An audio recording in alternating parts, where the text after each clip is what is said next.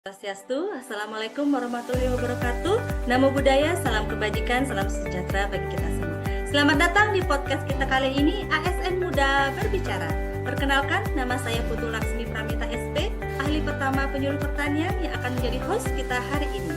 Nah, podcast kita hari ini akan membahas tentang bagaimana seorang ASN dan implementasi apa yang bisa dilakukan oleh seorang ASN terhadap pemahaman dari wawasan kebangsaan dan nilai-nilai dari bela negara.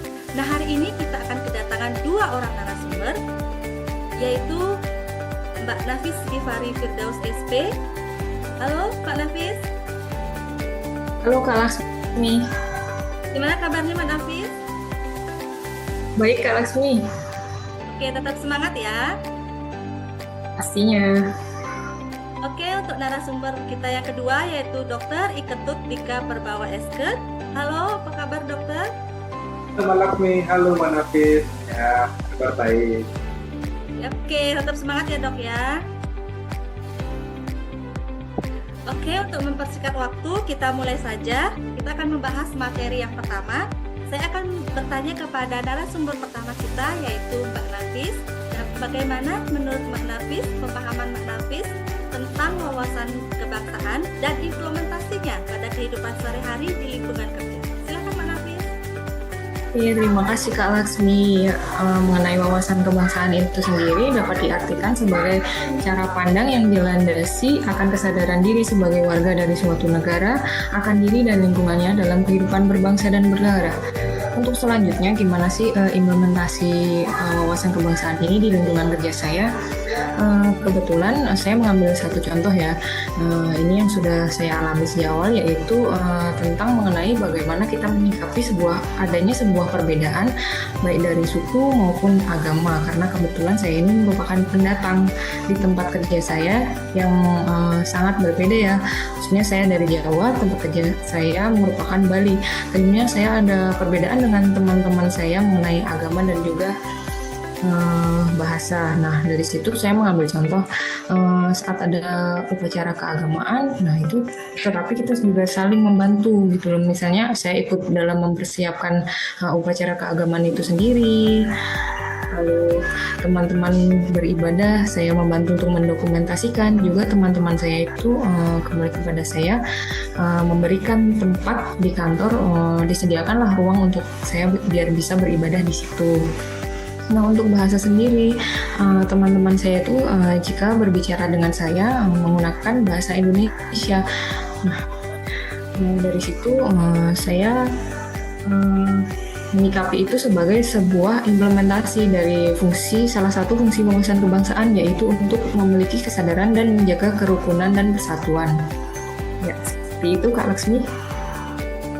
Baik, terima kasih Mbak Nafis. Bagus sekali ya, berarti itu salah satu fungsi dari wawasan kebangsaan. Nah, selain itu ada juga nih fungsi wawasan kebangsaan yang lain, yaitu menumbuhkan ketaatan terhadap peraturan perundang-undangan, di mana kita sebagai seorang ASN bisa mengimplementasikan dengan mentaati peraturan dan perundang-undangan dan tidak melanggar peraturan tersebut. Contohnya, menaati dan tidak melanggar undang-undang ASN. Nah, mungkin seperti itu pembahasan singkat tentang wawasan kebangsaan, dan kita akan masuk ke nilai-nilai bela negara. Nah, ini narasumber kita yang kedua, Dr. Dika. Bagaimana sih menurut dokter, pemahaman dokter, dan implementasi terhadap nilai-nilai bela negara pada kehidupan sehari-hari di lingkungan kerja? Silakan dokter. Baik, terima kasih Mbak Laksmi. Jadi berbicara tentang bela negara, yang ada di benak kita pasti tentang pembicaraan. Padahal sebenarnya tidak. Bela negara diartikan sebagai suatu sikap, perilaku, tekad untuk mempertahankan kedaulatan bangsa dan negara. Jadi tidak hanya Pak Polisi atau Pak Tentara yang bertugas sebagai pembela negara, tapi seluruh elemen warga negara, entah guru, petani, pedagang, dokter, dan masyarakat lainnya. Nah, kemudian berbicara implementasinya, seperti yang saya bilang tadi, bahwa bela negara itu bisa dilakukan oleh siapa saja.